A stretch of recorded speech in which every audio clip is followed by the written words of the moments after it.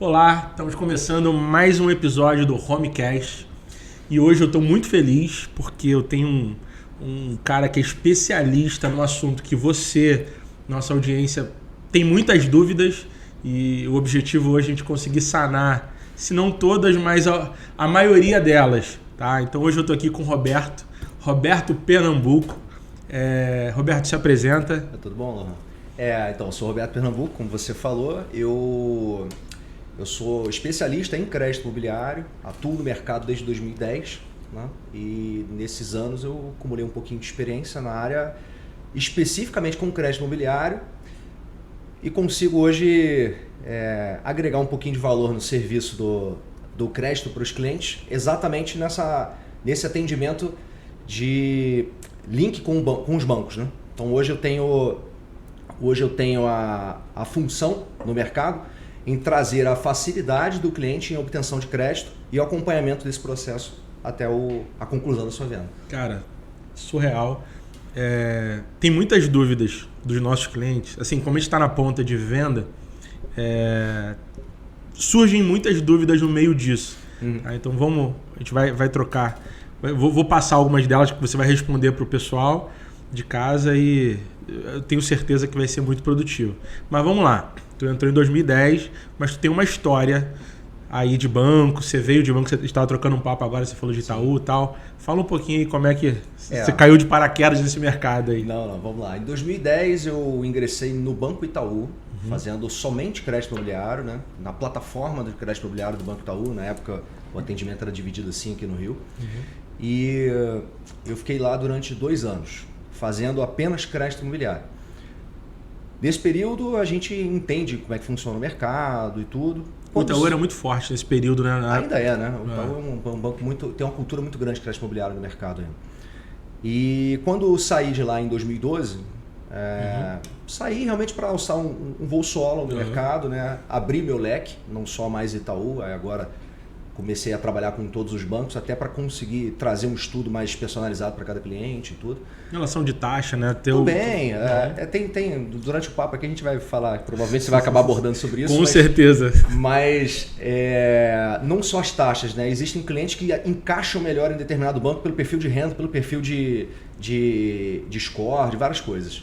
Como o banco enxerga ele, né? Exatamente. Relacionamento, tem N coisas aí. Então, a gente, quando eu saí lá atrás, né, a ideia era essa, era conseguir ampliar meu leque de serviço para os clientes e trazer mais solução, né? Seguimos aí até 2015 trabalhando solo, né? E depois fiz um períodozinho fora do Rio aí, subi lá para o Nordeste, fiquei um tempinho ali na Paraíba. Terra boa, estava conversando agora, né? Morei em João Pessoa, morei em Campina Grande e retornei para cá em 2019, disposto a voltar para o mercado do crédito imobiliário. E foi exatamente o que eu fiz. E a partir desde 2019 até hoje, né, estou na ATA Franchising, que é uma startup do mercado de crédito como um todo, né? E na parte de crédito imobiliário, que é onde eu estou inserido, é uma referência, né? A ATA existe desde 2014.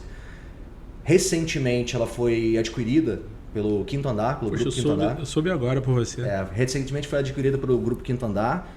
Houve uma ingestão de capital imensa na empresa, né? A gente estamos passando ainda por uma reestruturação gigantesca. Pô, imagino. Sistemas, estrutura, pessoas. Mas é uma empresa que já era, assim, a gente está acontecendo isso hoje exatamente porque já éramos referência no mercado. E hoje a gente está conseguindo consolidar mais ainda isso. Isso está sendo muito legal.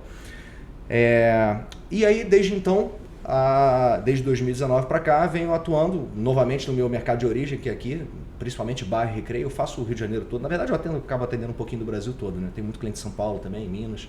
Mas nosso foco é aqui, né? Teu trabalho, você consegue atender o cara em qualquer estado. Sim. Principalmente com essa característica que a gente teve agora recente, né? Com essa pandemia toda que teve. As empresas elas passaram por um modelo de home office muito fortemente. Né? Eu já tinha mais ou menos o modelo feito ali. E agora, oficialmente, a gente trabalha muito nessa parte virtual, sistêmica. E aí facilitou muito isso. Tudo funciona melhor, né? Muito. Pô, muito interessante. Vamos lá. O pessoal já sabe um pouquinho da tua história. Agora vamos às dúvidas. Vamos lá. Assim, uma das maiores dúvidas que a gente recebe aqui, Roberto, eu queria que você explicasse para o pessoal que o vendedor, na hora que recebe uma proposta, ele fala assim: não, eu não aceito essa proposta porque eu não quero vender o meu imóvel picado. Eu não quero receber picado, parcelado o meu imóvel. Eu queria que você esclarecesse para o nosso cliente, para o mercado, como é que funciona isso, cara? Tá, é uma dúvida, não é só sua, não. É uma dúvida recorrente. Que bom, porque eu achei que fosse só os meus clientes. Eu escuto bastante. Quem nunca teve uma experiência com a venda com crédito imobiliário, ela não entende como funciona o processo, e aí é natural que surjam dúvidas como essa. Né? Não é uma dúvida boba, na verdade é simplesmente uma falta de experiência com o produto. Né? Vamos lá. O processo de crédito imobiliário ele começa na análise para obtenção do crédito lá atrás. Eu vou fazer logo um parâmetro que a gente já consegue entender as etapas todas. Então a gente começa numa análise do crédito lá atrás. Você vem pós-crédito aprovado, você vai ter o fechamento do negócio em si, que é quando você vai sentar na imobiliária, vai fazer sinal, fazer aquele start da venda ali para tirar certidões e tudo mais. E depois existe a análise jurídica do contrato, que é quando o banco pega a documentação de todo mundo, o imóvel, faz aquela análise e emite o contrato de financiamento. Esse contrato de financiamento, quando emitido, é assinado pelas partes, registrado e pós-registro o vendedor já recebe os seus recursos. Então ele recebe integral. É integral, é um pagamento à vista. Isso, exatamente. Legal. É como se fosse uma venda à vista, né? Na verdade, se você pensar na venda à vista, no trâmite da venda à vista, você também vai ter a parte de registro e tal, tudo bem. As mesmas etapas, só não o registro final. O cara vai receber um pouquinho antes, vamos dizer assim. Né? Mas é quase igual. É uma vista. É quase igual. Poxa, quase igual. Que bom. Aproveitando esse gancho que você falou do início da etapa do financiamento, acontece muito do cliente ele chegar, visitar um imóvel, tá? Fazer uma proposta tá? E iniciar, nesse momento, o crédito imobiliário dele. Tá? A gente estava conversando aqui agora, que você tocou nesse ponto, que o crédito, na verdade, ele pode começar e até melhor começar antes. Com certeza é melhor, cara. Acho que isso daí é um ponto que eu queria que você falasse, porque com certeza é melhor. Para trazer luz para o cliente nesse sentido, né? Com certeza é melhor. Porque o que acontece? A carta de crédito é dinheiro na mão. Né? A gente tem que pensar isso. Então, quando você tem um crédito aprovado e o banco gera uma carta de crédito para você está com dinheiro na mão para comprar. É uma compra à vista, como a gente estava falando, praticamente uma venda à vista. Então, se você faz a aprovação de crédito anterior à sua busca por um imóvel, né, você já tem uma noção ali da faixa de imóvel que você vai buscar e tudo. Então você faz aquela aprovação de crédito ali, você já chega na imobiliária com a carta de crédito na mão, com o dinheiro na mão. Né? E é muito melhor para você negociar, muito mais simples, muito mais efetiva a sua proposta, o time, né? negócio, o time fica muito mais enxuto, né? Porque o que acontece na maior parte das vezes, né? Às vezes o cliente ele sai para buscar um imóvel e ele encontra um imóvel que se apaixona por aquele imóvel e fala, poxa, quero comprar, não tenho o recurso todo, vou financiar. E aí ele parte para o banco para fazer a aprovação. É uma aprovação rápida, show de bola. Mas às vezes você tem uma certa demanda ali, a característica de renda do cliente, às vezes é uma aprovação um pouco mais difícil, demanda algum tipo de defesa, leva alguns dias, e aí acaba perdendo o time da venda, muito tempo. Tanto para a imobiliária quanto para o vendedor também. Claro. Às vezes o cara acaba vendendo para outro, você acaba perdendo Chega alguém bobeira. Com um pagamento diferente. Um pagamento diferente, né? Ou já com crédito aprovado e leva. Né? Poxa, então a dica que você daria, o cliente ele já te procurar para poder fazer uma pré-aprovação? O que acontece? O cara está querendo um imóvel, cara. Pô, vou no Lohan e falo assim, Lohan, vamos ver se a gente consegue aprovar um crédito num valor mais ou menos X e tal. Estou precisando de tanto, tem tanto para dar de entrada. Você já vai filtrar o perfil do cara ali. A gente já faz o estudo de crédito dele e ele parte. Né? Óbvio. Pô, o cara chegou também, quer buscar um imóvel, encontrou uma opção que foi dentro do que ele está buscando e tal, também não vai, peraí, vou ver o crédito primeiro, então, não, faça a visita, veja, claro, lógico. Mas a gente está falando do ideal, né? Sim. Que seria acho o ideal. Que isso ajuda, né? Com certeza. Na verdade, dá velocidade. Isso, exatamente. Acelera o processo e facilita, né? Facilita. Perfeito. Facilita. Eu ia te fazer uma pergunta, mas surgiu aqui uma curiosidade. Cara, no meio disso, já teve situação aí maluca, engraçada, que tu já passou nessa parte de aprovação? O que você tem para poder falar? Cara, diversas vezes. É porque assim, acho que as situações mais inusitadas elas ocorrem quando a gente tem, às vezes, o cliente que não comprova a renda que tem. Você sabe que o cara tem dinheiro, você sabe que o cara é um cliente espetacular, mas você não consegue comprovar. E aí você fica naquela, pô, cara, se o banco soubesse e enxergasse o que eu tô vendo, era crédito feito aqui, cara. Pô, mas... era crédito aprovado, né? Não tem nem conversa, entendeu? Mas é difícil, porque a comprovação de renda ela é muito importante, principalmente quando a gente está falando de valores expressivos, né? Sim. E aí, é porque eu estava falando agora há pouco a respeito de perfil de cliente, porque existem bancos que são um pouco mais tranquilos da gente fazer essa defesa ali e a gente direciona. Então, muitas vezes aconteceu de eu pegar um cliente que tem uma vida toda no banco X, e aí o cara, não, porque meu banco e tal, não sei o que, o banco negou o crédito, o cara, mas como é que negou e tal? E eu jogo ele num lugar que ele não tem nem conta e você consegue aprovar. Exatamente. Porque o banco consegue enxergar o risco e diversas vezes, Lohan, diversas vezes acontece isso. Poxa, legal. Natural. E nesse gancho daí, eu acho que no nosso mercado, no alto padrão, pelo menos eu ouço muito isso, você acabou falando que você sempre comenta sobre. No médio e no baixo padrão, normalmente toda venda é financiada, né? Na verdade, na grande maioria dela é. Sim. No alto padrão, o cliente é um pouco mais dividido, né? Mas o porquê do cliente financiar se ele tem o valor para pagar à vista, né? Acho que você deve enfrentar muito isso. Cara, não, então, na verdade, como eu trabalho em um nicho bem parecido com o seu, eu vivo isso diariamente. E é legal porque é exatamente isso. Muitas vezes a gente não lida com um cliente que precisa do financiamento, mas que tem o financiamento como uma opção mais viável para ele, mesmo sem ele saber. Sim. E aí que é a mágica do negócio. Por quê? Quando você tem um cliente fazendo uma transação ali de alguns milhões ali e tal, comprando, e ele tem esse dinheiro investido, aplicado em algum lugar, e ele me pergunta, cara, mas eu vou financiar porque eu tenho dinheiro para pagar à vista. Eu devolvo com uma pergunta. Sempre devolvo com uma pergunta. Então, a sua aplicação, ela faz sentido para você mensalmente mais do que o custo que eu estou te apresentando aqui ou não, né? Em outras palavras, você vai perder dinheiro ou você vai continuar ganhando seu dinheiro com o seu dinheiro aplicado se você financia ou se você não financia. Essa análise ela não é minha, essa análise é do cliente, ela é pessoal. Você devolve para ele a pergunta. Eu tenho que devolver, não tem jeito. Eu preciso devolver a pergunta porque eu não estou enxergando o que ele está enxergando nesse momento. Né? Então seria muito fácil eu falar, não, você vai financiar... Não adianta. A análise é dele, no final das contas é dele. Só que eu preciso mostrar para ele por que a análise é dele, né? E aí que tá a questão. Então, em cima disso, por exemplo, eu tive um atendimento final de semana agora, o cliente ele estava naquela vendo um imóvel, na verdade era até uma casa que ele vai praticamente jogar abaixo para poder fazer outra. E ele, que é muito comum nesses condomínios aqui maiores, que já não tem mais terreno, ele acaba por opção tendo que comprar uma casa e jogar.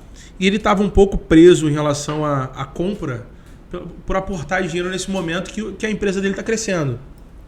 E eu falei, poxa, por que você, ao invés de pegar esse valor e aportar, por que você não pega esse valor no banco, usa o teu dinheiro para poder gerar dinheiro no teu negócio. Exatamente. E vai pagar uma parcela muito menor do que você pegasse dinheiro para injetar no teu imóvel. O dinheiro que ele pega para continuar gerando dinheiro no negócio dele, vai pagar a prestação dele e gerar lucro ainda para outras coisas, vai conseguir investir em outras áreas da empresa.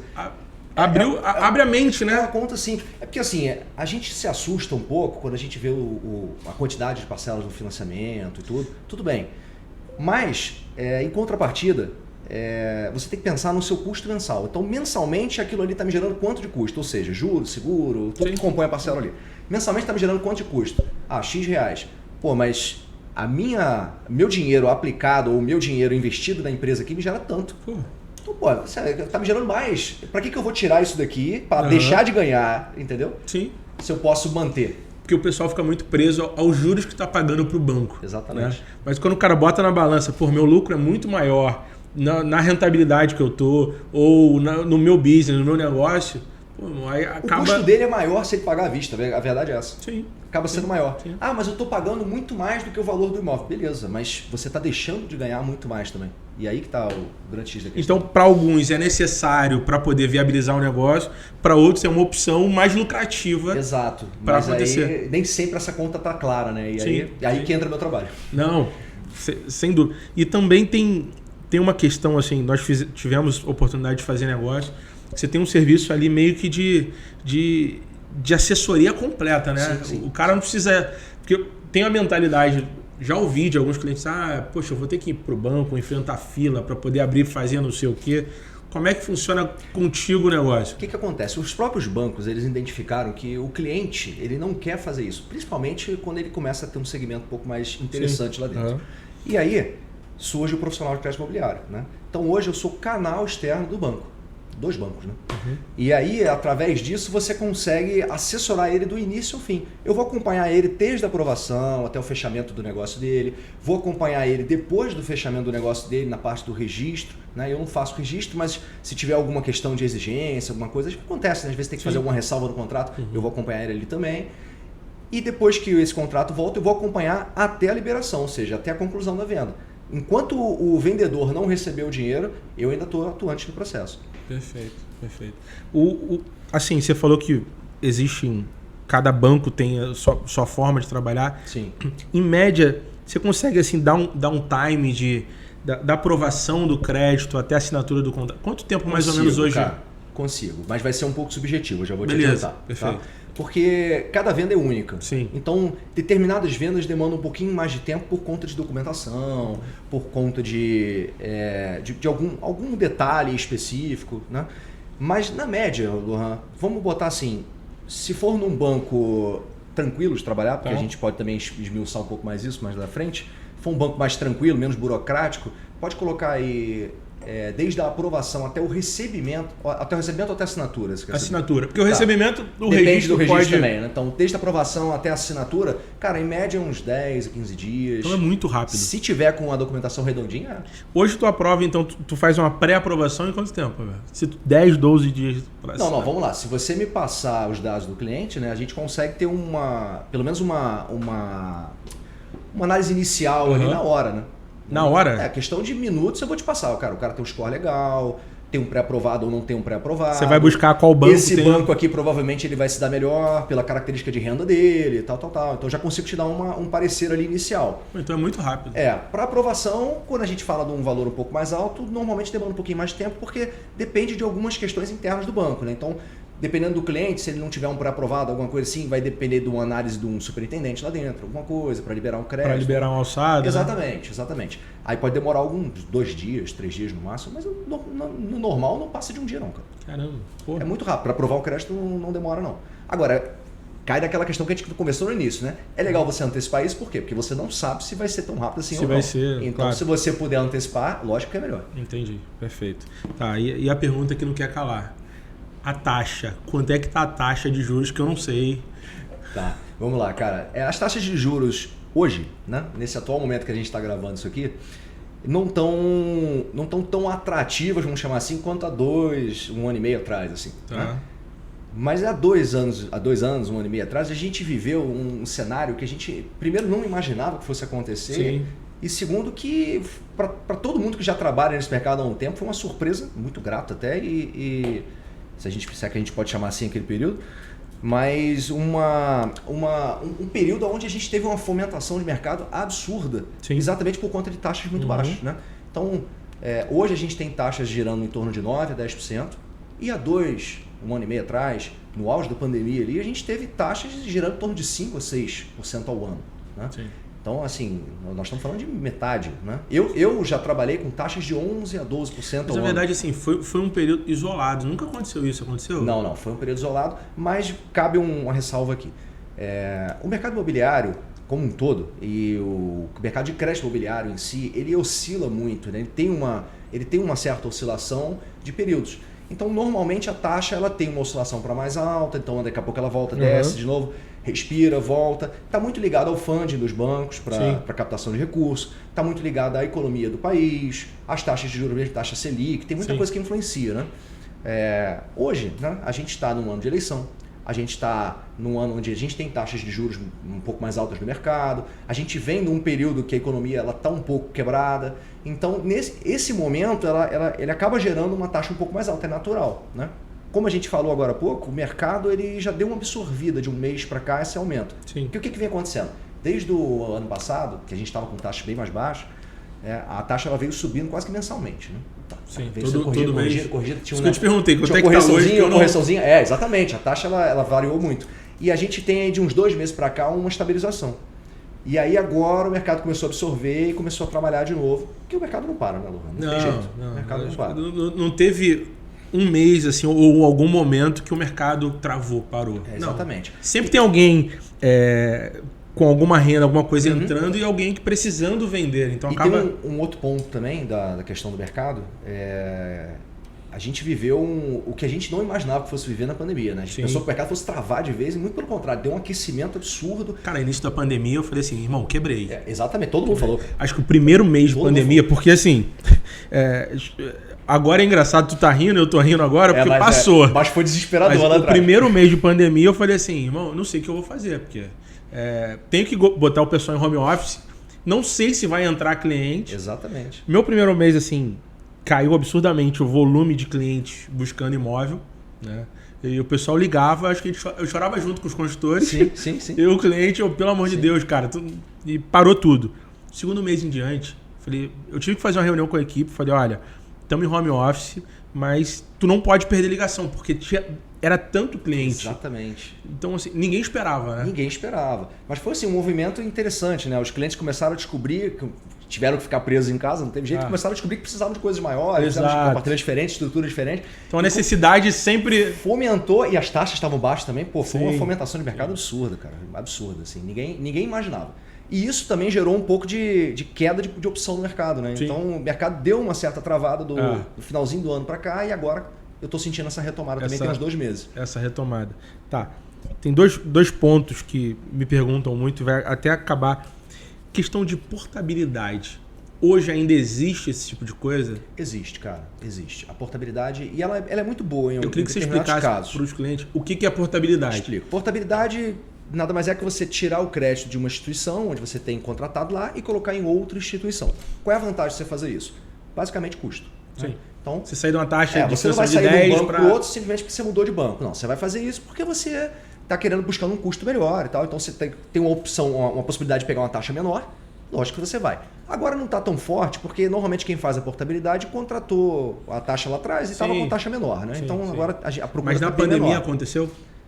Cara, aconteceu sim.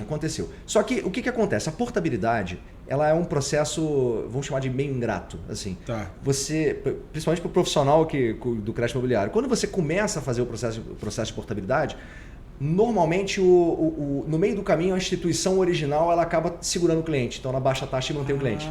Sério? Meio que cobre 90% das vezes, a não ser que por algum motivo aquele cliente não seja interessante para ele lá dentro.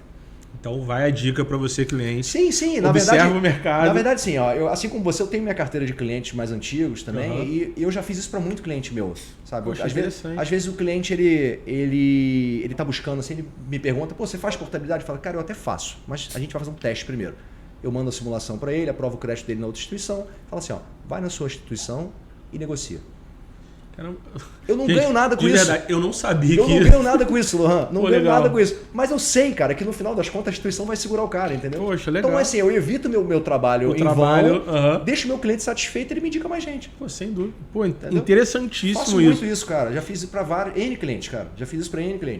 São pessoas que me agradecem muito por eu ter jogado limpo, mas, cara, é do mercado, é assim. Eu já sei o que vai acontecer, então prefiro solucionar o problema dele. Muito legal. Tem um termo também que para o cliente é difícil, mas tu vai deixar isso mais claro. A questão do interveniente. Posso vender um imóvel financiado? Né? Tem um saldo devedor ali. Interessante, essa é uma dúvida assim, muito comum no mercado e a maior parte dos financiamentos que a gente perguntei antes de começar. Então, assim, legal que a maior Isso é prova de fogo, hein, gente? A maior parte dos financiamentos que a gente faz, elas envolvem o interveniente quitante exatamente porque muita gente financia quando compra. Né? Então, o cara está com o imóvel financiado ali e ele resolve trocar de imóvel, vai vender. Como acontece com um carro, por exemplo. Sim. Né? E aí ele resolve vender. E aí, no momento que ele vai fazer essa venda, né, ele vem aquela dúvida, eu preciso quitar?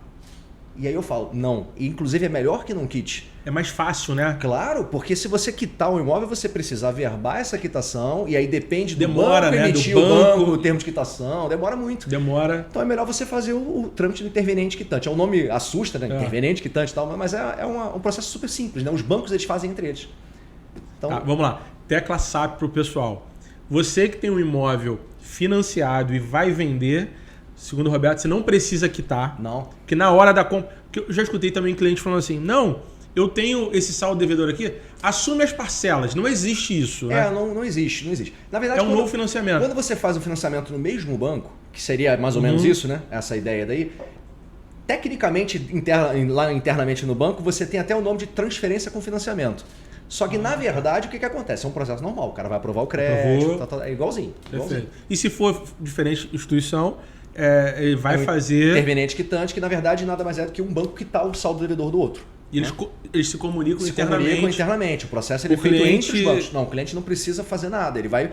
É um procedimento normal, vai entrar com a mesma documentação. O banco enxerga que tem um saldo. A única diferença é que normalmente demora um pouquinho mais, assim, alguns dias a mais, porque a gente depende da instituição original responder algumas informações para o banco que está financiando.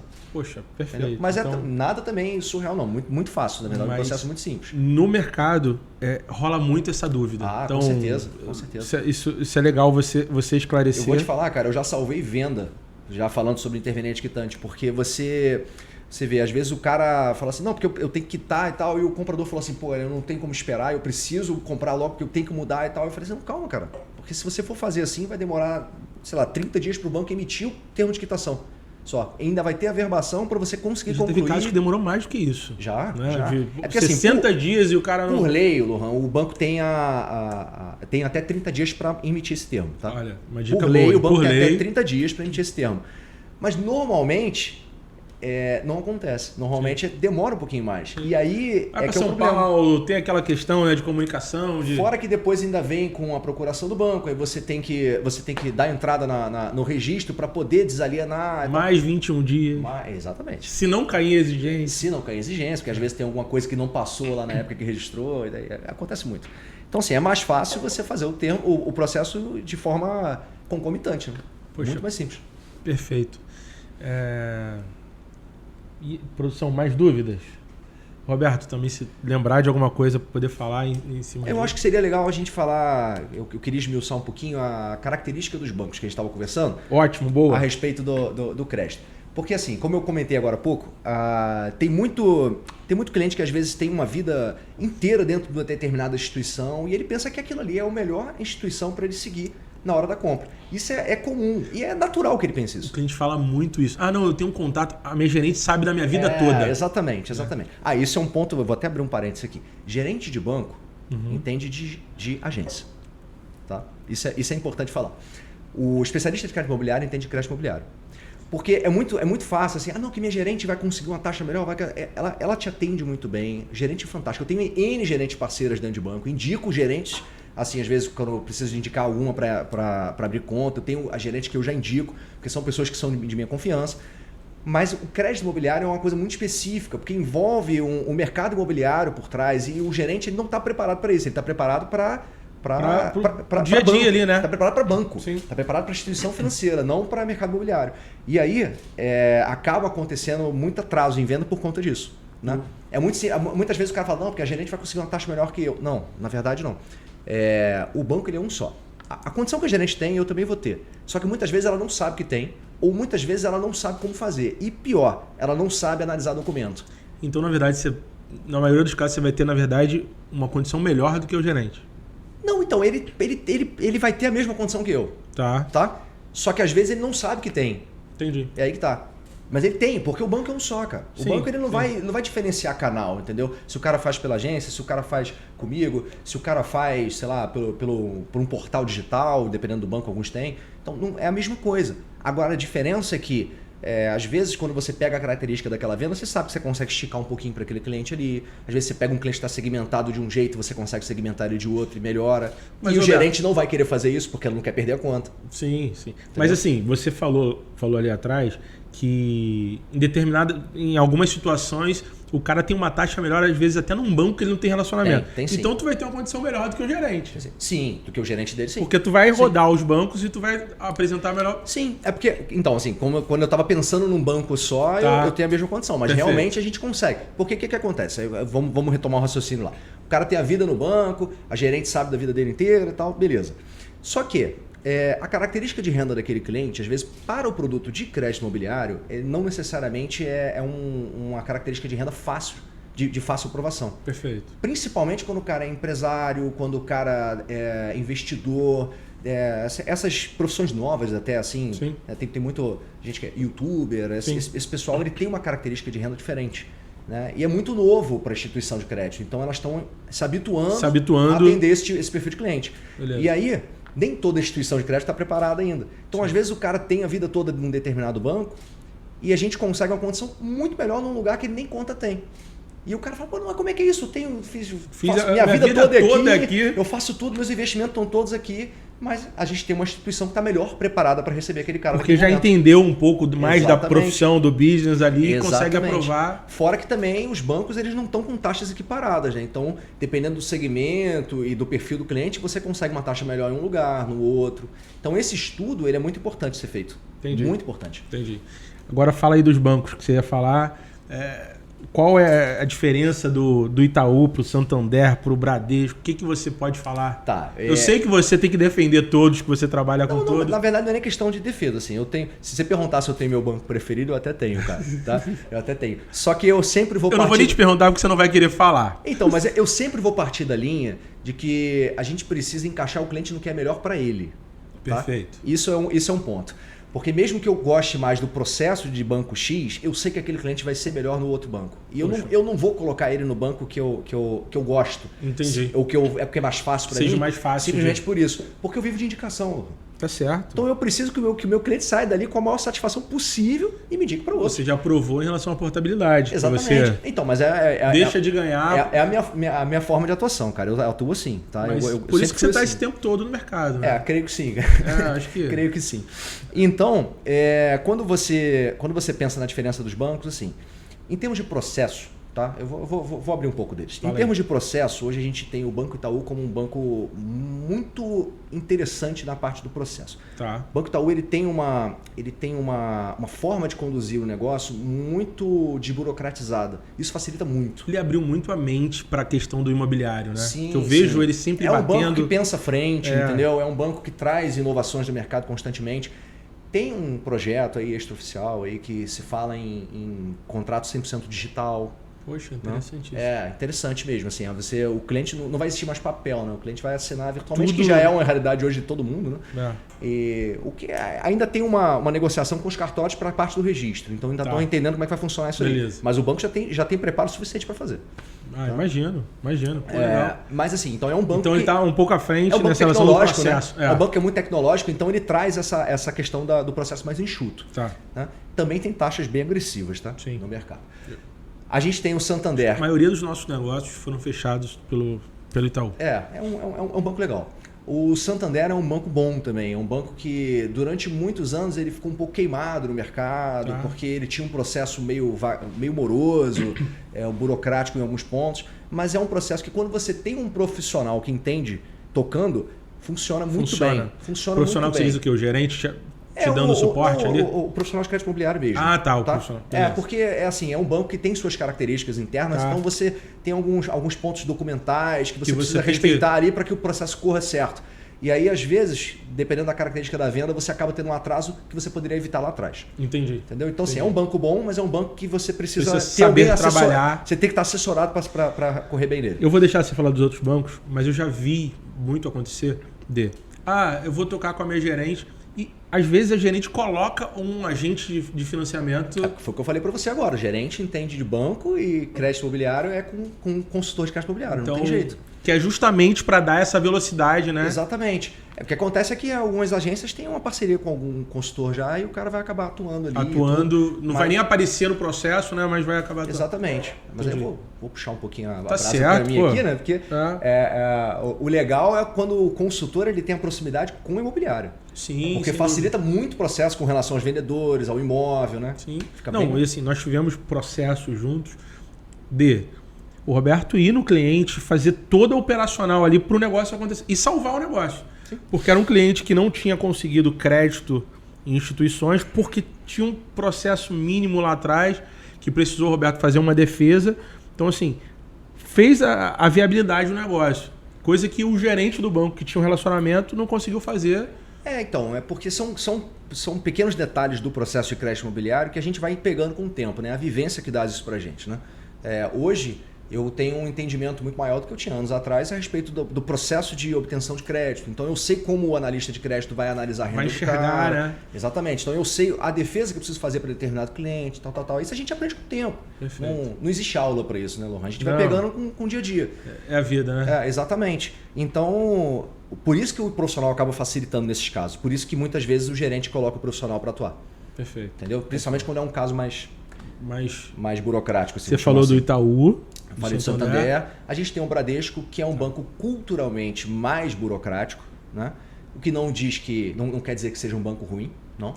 É um banco legal de trabalhar. Tem o seu perfil segmentado também de cliente que é interessante trabalhar lá. Mas é um processo que, diferente dos outros bancos, ele é muito mais centrado na agência. E não significa que você vai gerar o contrato com o gerente da conta. Significa que o gerente ele trabalha em conjunto com o profissional de crédito imobiliário. Exatamente. A gente depende do gerente. Os outros é mais plataforma, né? Exatamente. Existe uma plataforma específica de crédito imobiliário. No caso do Bradesco, isso acontece em conjunto. Então, é porque o Bradesco, ele, culturalmente, é um banco que ele valoriza muito o profissional dele lá dentro. A maior parte dos profissionais que entram no Bradesco, ele vai fazendo carreira lá dentro. Ele entra como escriturário, ele vai até chegar a gerente. Exatamente, superintendente, vai embora. Então, ele mantém isso no processo. Então, hoje você tem o gerente atuante muito junto do profissional. Entendi. Entendeu? E a gente depende realmente do gerente. Então, no caso do Bradesco, hoje, como eu atuo, tá? Eu tenho meus parceiros, gerentes parceiros, que me ajudam. Quando o cliente ele tem um relacionamento já um pouco mais forte dentro de uma agência, né? Aí eu vou usar o gerente dele, obviamente, porque eu não vou tirar lá. Mas se é um cara que não é cliente, ou então que às vezes, eu tenho uma conta lá, mas não mexo e tal, eu vou jogar ele para a agência que eu vou ter facilidade para trabalhar. Para poder porque eu dependo do cara. Então eu vou jogar num gerente que já sabe o que está fazendo, entendeu? Sim. Total. E para acelerar o processo, justamente o time da venda. Exatamente, sem dúvida. Para não impactar ele. Exatamente. Porque o que mais acontece no mercado em geral aqui, o cliente ele visitar imóvel, ele teve ali, tem a necessidade de comprar um imóvel, começa a visitar, ele formula uma proposta. Sim. E fala assim, agora eu preciso aprovar, vou falar com a minha gerente. E começa o processo. Só que do outro lado, o vendedor, ele já está no time de receber. Ele quer saber quando ele vai assinar e vai receber. Exatamente. E às vezes entra num banco que é um pouco mais moroso. E muitas vezes aquele imóvel ainda está no mercado recebendo visita. Sim. Com pessoas interessadas também, às vezes com dinheiro na mão para pagar. E esse cliente não quer, bem lembrado, não quer dar sinal porque ele não tem a garantia que o banco vai aprovar ele. E vou te falar, eu mesmo digo para o cliente, sempre quando chega assim, que tem que aprovar o crédito e tal, eu falo assim, cara, olha só, você não vai fazer sinal enquanto eu não aprovar. Porque é a sua segurança. É a forma mais segura. É a sua segurança, exatamente. Eu também... eu não posso... Tudo bem, se o cara bater o pé, se tentar costurar um sinal de alguma maneira, mas, cara, o ideal é você ter a carta de crédito na mão. Você está garantido. O banco está falando, eu vou financiar. Pronto. É justamente o que eu recomendo. Porque eu não posso criar uma expectativa para o vendedor claro. E nem criar um ônus para ele, né? De perder o sinal, porque a gente sabe que tem multas, pênaltis ali para os dois lados. Acontece e Lohan, assim, você está de parabéns por fazer isso, porque eu conheço muito profissional que não faz. Não, é porque assim, a gente quer construir negócios duradouros, então a gente tem que prezar por isso. Então, legal você discorrer essas questões. E assim, vamos falar aqui num ponto, eu sei que você não trabalha Caixa Econômica, já ouvi muito cliente de falar assim, cara, beleza, mas eu prefiro Caixa porque tem a melhor taxa. Caixa Econômica. Particularmente, eu nunca fechei negócio com... Na verdade, nunca não. Já fechei um negócio, mas assim, o time... Você tem... Fala pra mim. Porque assim, o seu perfil de cliente... Tem que gerar polêmica. Se não gerar polêmica... Não, tranquilo. Não que a Caixa seja um banco ruim, mas o seu perfil de cliente, eu tenho certeza que você vai fechar pouquíssimos negócios na Caixa Econômica. Tá? A Caixa Econômica é um banco que... Ele é um banco público, uma instituição pública. Beleza. Né? Então, ela tem um caráter social, vamos chamar assim. Naturalmente, ela vai acabar puxando uma taxa mais baixa em alguns momentos, que fique claro isso. Sim. Porque muitas vezes a gente já teve taxas mais altas na Caixa Econômica do que dos bancos privados. Mas atualmente hoje tem até taxas estão bem próximas, na verdade, e em alguns casos ela está um pouquinho mais baixa, não são todos não. Tá? Mas qual é o grande X da questão da Caixa Econômica? A Caixa Econômica, primeiro que o segmento dela não é um segmento de alto padrão. Sim. Tá? Então a gente tem esse primeiro ponto. Então, não que ela não saiba fazer, não que ela não faça, mas não é o natural dela. Então foge um pouco da curva do processo em si na Caixa. O próximo ponto é que a Caixa, por ser uma instituição pública, ela é um pouco mais fechada que os bancos privados. Então a aprovação de crédito era um pouco mais complicada para o cliente empresário, para o cliente investidor. A gente sabe, cara, no Brasil, a comprovação de renda desse pessoal, ela não é 100% no imposto de renda. Sim, e tal. Então isso vai impactar muito, porque a Caixa ela não tem conversa, é renda formal, ponto. Sim. Não, já tive caso, o cliente ele chegar, não, minha empresa, tudo gira por dentro da Caixa. Isso. Só que o nosso ticket médio é um ticket médio alto. Sim, sim. Né?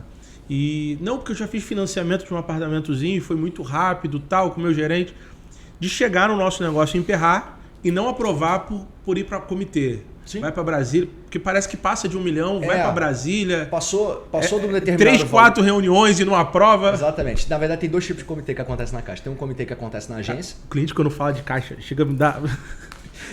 Tem um comitê que acontece na agência, que é, se eu não me engano, até 1 milhão... Acho que até 1 milhão é a agência ainda. Tá? E aí acontece dentro da agência, é um comitê que envolve gerente geral e tal, e ali eles delegam ali e fazem, né? E quando você sobe um pouco o ticket aí, você vai ter o Comitê de Brasília. Beleza. E aí realmente assim, já é uma coisa que já vai demandar um pouco mais de tempo, porque você já depende da Superintendência Nacional e tal. Então assim, já vai ser um processo mais moroso. Ponto. Eu fico com medo o presidente, será que tem que participar disso também, irmão? Porque o negócio assim então, é moroso. Eu não sei se o presidente participa, talvez em alguns casos sim. Mas assim, realmente é bem complicadinho. E eles são muito criteriosos, sabe? Porque envolve dinheiro público e tal, então realmente tem que ter uma gestão um pouco mais criteriosa. E aí começa a fechar muito o gargalo, muitas vezes não viabiliza o negócio por causa disso. Entendi. Então acaba que não... Por isso que você não trabalha... E vou te falar, cara, muitas vezes a diferença na parcela que você tem ali não vale, primeiro, o estresse disso tudo que a gente está falando aqui. Segundo, às vezes você tem que passar a sua vida para Caixa, para poder fazer... Tá? O cara já é bem atendido no Itaú, o cara já é bem atendido no Santander, ele é segmentado lá dentro. Consegue assinar em 15, 20 dias. Então, mas eu digo, na vida bancária dele já é bem atendido ali, o cara vai fazer um financiamento lá, e aí sim, vamos lá, pegar a fila e tal, porque é uma instituição pública, cara, não tem jeito. Entendeu? No caso que fechou, meu cliente na hora de receber teve que ir umas 4, 5 vezes para a agência para poder receber o valor lá. Então assim, loucura. Não, mas eu precisava falar disso porque é o único banco. Tá, e Roberto, os bancos digitais. Tá. No futuro, isso vai rolar também? Não vai? Não, já tá rolando, na verdade, cara. Já? Já tá rolando. É assim, a Ata ela já trabalhou um tempo atrás com alguns bancos digitais. Tá. A gente teve um atendimento durante um período com o Banco Inter. Tá. E a gente já trabalhou com o Banco Bari, que é um banco um pouco menor. Tá? E em ambos os casos a gente fomentou alguns negócios, mas é um atendimento um pouquinho diferente, foge um pouco da nossa mecânica, e hoje a gente não trabalha mais com eles. Não que sejam bancos ruins, tá? Mas o banco digital ele é um banco mais caro. Tá? Ele é um banco mais caro. Ele fomenta o crédito de uma maneira diferente, logicamente ele vai cobrar um pouquinho mais do cliente. Tá. Mas ele é interessante para alguns clientes que às vezes estão com algum impeditivo para aprovar nos outros bancos, e às vezes eles conseguem ali. Então é uma opção a ser utilizada. Um pouco mais caro, né? Então E bem mais burocrático também. Até porque ele não está ali vendo, né? Tem banco que tem até equipe de venda, tá? Mas assim, consultor para atuar e tudo. Mas mesmo assim é um processo bem complicadinho, assim, vamos chamar assim. Tá? Perfeito. Assim, eu quis te trazer aqui assim, para o cliente entender que existe... eu costumo falar que esse atendimento private, acho que surgiu até pelos bancos. Antigamente, tu entrava numa instituição, se você quisesse depositar um valor ou fazer um investimento, você tinha que entrar na mesma instituição, sim, na mesma fila, sim. O gerente te tratar da mesma forma. Né? Daí surgiu aquela vertente do private de... Não, vou falar com o cliente... Começou a segmentar o cliente dentro da instituição. Então, o agente nasceu justamente para isso, né? Para falar a linguagem do cliente e dar velocidade. O que acontece? O cliente que procura um crédito imobiliário, ele já está um pouquinho à frente da maioria dos clientes, vamos chamar assim, do banco. Né? Um cara que já tem um poder aquisitivo um pouquinho melhor, ele já está adquirindo um imóvel. Então, até quando a gente pensa no segmento de menor renda, também é assim. Então já é um cliente que ele já tem que ter um atendimento um pouquinho mais diferenciado dentro da instituição, até pelo que ele está oferecendo para a instituição de volta. É negócio, né, cara? Não tem jeito. Claro. Não tem jeito. E aí, dentro desse atendimento, começou-se a segmentar também dentro dos clientes. Então, hoje, você tem um atendimento diferenciado para determinados segmentos dentro do banco. Tá? Vamos usar o exemplo do Itaú, que a gente estava falando agora há pouco aqui. O Itaú ele tem 3 segmentações lá dentro. Agências, tem 4, na verdade. Né? Tem agências, tem o segmento de Uniclass, tem o Personalité e tem o Private. O Private. Né? O Personalité e o Private está bem próximo. Ele muda alguma coisinha lá dentro, tal, mas não vai influenciar muita coisa, não. Acho que é carteira de investimento só. Exatamente. Você vai ter uma diferença de taxa dentro disso aí. Você vai ter uma diferença de facilidade de aprovação lá dentro, porque o cliente que está melhor segmentado lá dentro, logicamente, o banco ele já entende que é um cliente que ele é mais vantajoso que ele tenha lá dentro. E o crédito imobiliário, cara, ele é um produto muito importante para os bancos, porque é um produto que você fideliza o cliente durante vários anos lá dentro. Sim. Então essa é a grande questão do crédito imobiliário. Por que os bancos gostam de fazer crédito imobiliário? Porque eles fidelizam o cliente. Poxa, perfeito. Entendeu? Então aí quando o cliente é segmentado, você fidelizar esse cliente é excelente para o banco. Banco, né? Então quanto melhor o seu segmento dentro do banco, obviamente você vai ter um pouco mais de facilidade na tomada de crédito. Poxa, muito esclarecedor isso. Então assim, obviamente vão surgir outras dúvidas dos nossos clientes e do mercado no geral. Então eu queria que você desse a palavra final aí, até surgirem outras dúvidas. A gente vai abrir, Roberto, uma caixa de perguntas semanal. Legal. Então o que vier, eu vou te chamar para você passar aqui e responder para o pessoal, porque eu acho que você tem um know-how muito maior do que a gente. Cara, o que eu puder contribuir, cara, se eu me amarro nisso aqui. Poxa, perfeito. Então, pode se despedir do pessoal e... Bom, agradeço, Lohan, primeiro a oportunidade. Eu fiquei muito feliz, assim. Quando eu vi o projeto iniciando, eu fiquei muito feliz. Legal. E é uma honra para mim estar aqui participando, né? Falando do que eu gosto de falar e do que eu sei. O pouquinho do conhecimento que eu pude agregar aqui com você hoje e aprender também com você aqui. Foi muita coisa, tá? Isso são dúvidas recorrentes. E assim, eu estou realmente à disposição. Assim, nessa caixinha de pergunta aí, o que surgir de dúvida. Quero manter essa parceria viva aqui. Eu acho que quanto mais o mercado souber de crédito imobiliário, mais a gente vai conseguir fomentar negócio. Com certeza. Mais a gente vai conseguir fazer negócio com tranquilidade. E assim, se você está querendo aí, pensando em tomar um crédito imobiliário e tal, mesmo que não vai fazer nada com o Lohan aqui, se quiser me acionar nas redes sociais, estamos aí. Ele vai botar meu Instagram lá também. Vai sim. É um prazer. A gente faz negócio com amigos. Acho que os negócios estão aqui justamente para isso. Agora, você falou da questão do fomento. Acho que é bom dar um entendimento para o cliente só desse último ponto. Roberto, eu já vi casos de o cliente querer pegar um valor no banco para fomentar um negócio. A gente não falou sobre isso, não é bem lembrado. Não. E as taxas para esse tipo de fomento são muito altas. Na verdade, eu queria falar mais 2 pontos. Fala esse mais um outro. Então, bora. Esse primeiro que você puxou chama-se crédito com imóvel garantia. Alguns bancos chamam como home equity, depende da instituição, mas é a mesma coisa. Qual é a ideia? Você tem um imóvel quitado, importante falar, tá? E você vai alienar esse imóvel e refinanciar ele para levantar crédito para alguma coisa. O dinheiro você vai usar para o que você quiser. Logicamente é interessante você fazer isso para você usar um dinheiro para investir em algum lugar, tal, gerar renda e fazer aquela continha que a gente falou lá atrás, que é o que faz sentido. Para dar coerência ao negócio. Exatamente. As taxas disso são um pouco maiores do que a taxa de uma aquisição. Perfeito. Tá? Porque o banco entende que é uma operação um pouquinho mais arriscada, por N questões. Porém, não deixa de ser um dinheiro legal, um dinheiro barato, vamos chamar assim, para a oportunidade que o cliente tem. Toda instituição oferece, tem algumas instituições que têm mais prazo, outras têm menos prazo, outras têm taxa mais alta, outras têm menos taxa, aí depende muito do cliente também, vai entrar aquela questão de segmentação que a gente falou. É uma possibilidade, né? Sim, é uma possibilidade real e principalmente assim, nessa retomada da economia agora, que tem muita gente precisando investir, é uma oportunidade muito boa. Poxa, bacana. Trabalhar. E os bancos, inclusive, estão se estruturando para atender essa demanda, eu tenho sentido isso. O próprio Itaú enviou bastante material para a gente nos últimos meses a respeito disso. Mudou algumas coisas internas, melhorou prazo para o produto, teve algumas coisinhas ali que ele mexeu nisso aí. A gente falar. E o outro ponto? O outro ponto que eu queria falar e que a gente esqueceu é sobre o financiamento na PJ. Muito cliente pergunta isso. E a gente estava esquecendo. Verdade. O que acontece? O financiamento da PJ e muitas pessoas que... Primeiro, pode financiar na PJ? Pode. Beleza. Agora, vale a pena? Não sei. Tá? Qual a diferença, então? Aprovar crédito na PJ já é um problema, vamos chamar assim. É uma situação muito mais complexa do que se aprovar um crédito na pessoa física. Tá? Para que você entenda por que o banco ele tem um risco muito maior pelas leis, pela legislação, em dar um crédito para uma pessoa jurídica do que dar um crédito para uma pessoa física. Tá? A segurança, a garantia dele é diferente nesse caso. Então, por isso, ele já vai tratar aquilo de uma outra forma. O outro ponto é que É por conta do risco da saúde da empresa? Também, né? Né? Também. A análise é muito mais a fundo, né? Entendi. E assim, a empresa quebrou, ou então o cara que tomou na pessoa física vai deixar de pagar, o processo para retomada é outro. Entendi. Tem X questões legais aí para isso. Mas um outro ponto que muita gente não sabe é que as taxas são muito mais altas. Muito mais bom altas. você falar isso. E o prazo é menor. Entendi. Então você tem um custo muito maior. Entendi. Entendeu? Então assim, não, mas é porque o movimento tudo na PJ, cara, vamos tentar aprovar na pessoa física, a gente faz uma defesa, tenta aqui e tal. Por quê?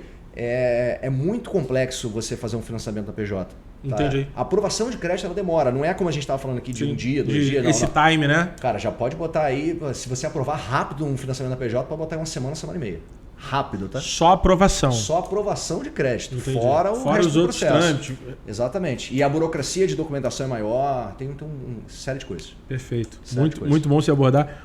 Um outro ponto que você falou de PJ, eu lembrei.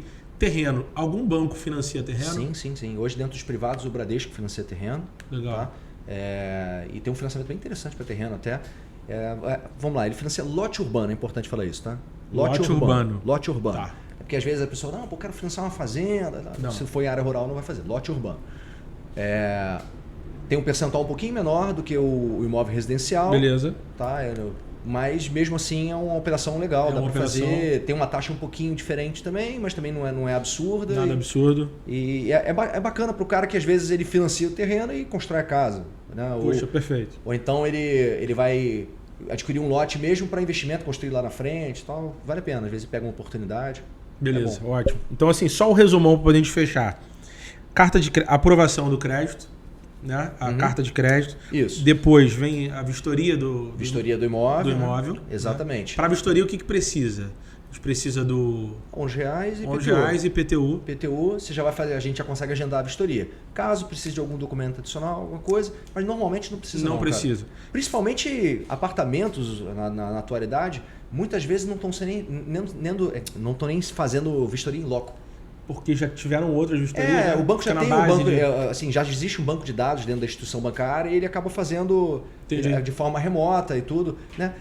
Sim, tá num empreendimento que já se sabe quanto vale no mercado, já sabe que vai estar habitável e tal, então não faz sentido o engenheiro lá fazer. O engenheiro aí, porque já tem ali a valorização diária. Isso foi uma das coisas boas que a gente conseguiu agregar nesse período que teve da pandemia e no processo. Entendi, né? Interessante. Disso daí já é análise interna e o contrato, né? Você vai, depois da vistoria feita, que na verdade a vistoria e a análise jurídica podem correr de forma paralela, tá? Você pode acelerar isso aí.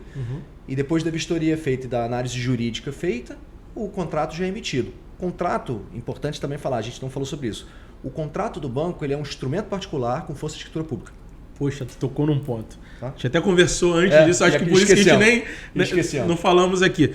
Muito cliente me pergunta assim, tá, eu vou assinar o contrato do banco e quando eu vou fazer a escritura? Eu falo, não, fala você. O contrato do banco é um contrato particular e por lei ele tem força de escritura pública, ele já é a escritura. Perfeito. Então, quando você faz um financiamento, você não vai usar o cartório para fazer uma escritura, né? Você já paga... É aquele contrato... Você já paga um valor fixo dentro da instituição bancária que está referente à análise, à vistoria, que é um à análise jurídica. É mais em conta do que uma escritura. Mas bem mais. Sim. Se você pensa num ticket médio mais alto, que é o que você costuma trabalhar aqui, uma escritura vai ser caríssima, né? No banco, nós estamos falando Você paga 15, 20, 30 mil numa escritura. No banco, nós estamos falando de 3.400 e pouco. Que é meio que tabelado, né? Não, é tabelado. É tabelado. É o mesmo valor para todo mundo. Poxa, entendeu? Perfeito. Então, mais um ponto para você financiar o seu imóvel, né? Exatamente. E só paga só o registro. Exatamente. Né?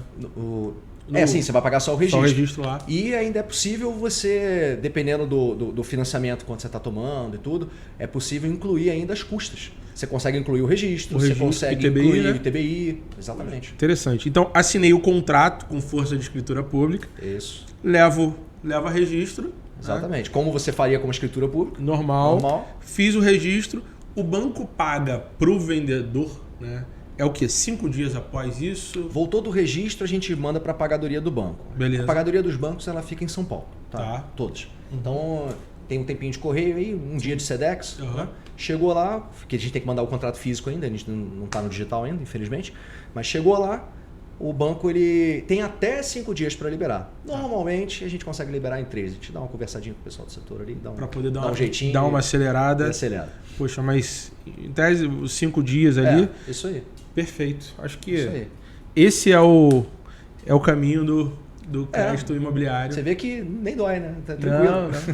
Gente, vocês só vão cortar a parte de comprar com outros, tá? O restante... Eu vou te falar um negócio curioso, cara. Eu já tive muito cliente que financiou um pedacinho comigo simplesmente para agregar não só essa questão da escritura, porque é mais barato, Caramba. e também porque ele teve a segurança de ter um banco por trás da negociação. Roberto, já aconteceu muito disso.